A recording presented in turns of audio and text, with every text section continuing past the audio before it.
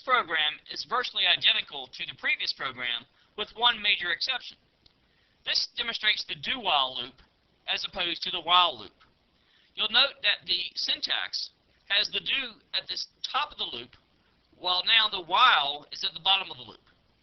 The condition being tested for is the same as being tested earlier, in that the num less than or equal to 10. The fundamental difference between the while loop and the do-while loop is that the do-while loop is considered a post-test loop, which means that the loop is guaranteed to be executed at least once, and then it will be tested for to see if it should continue or not.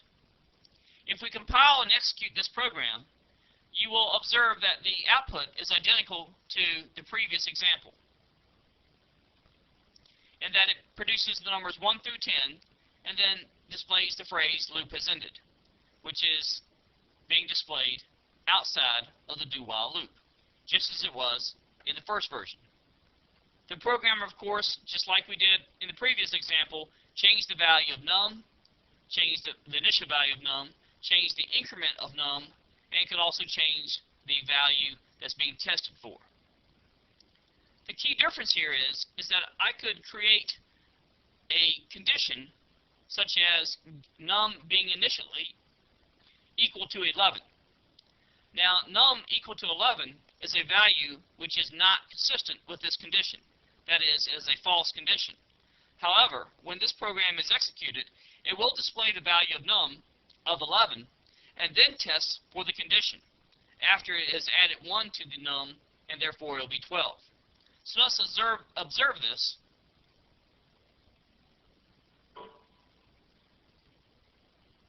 And note that the program does produce one line of code that says num is equal to 11 and then exits the loop.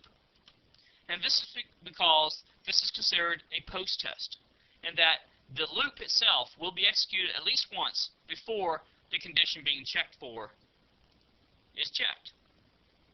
With the pretest, that is the while loop version, if we had given num the initial value of 11, then the while statement at the top of the loop would have prevented the loop from executing at all. Let's return to demo 21 and make that change. I have now retrieved demo 21, which is our original example of the while loop, and I'll create an initial value of 11 for num. This should force this condition to be false immediately, and therefore will prevent the contents of the loop from being executed. Let's test that program.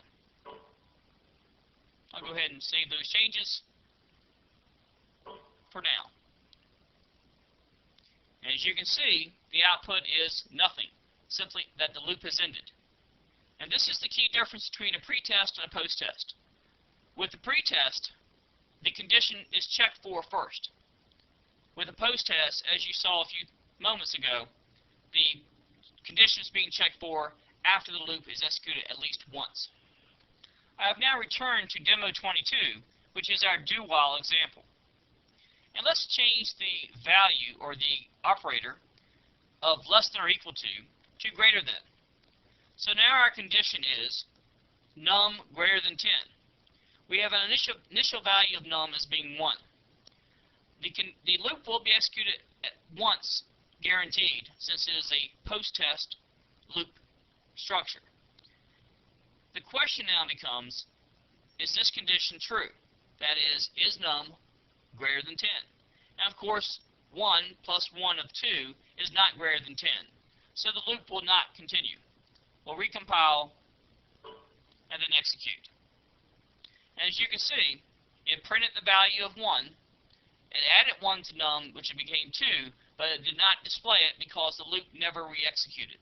That is, it did not go back up and display the value of num. Another possibility that exists with loops is to create an infinite loop. And this is very easy to cause to happen.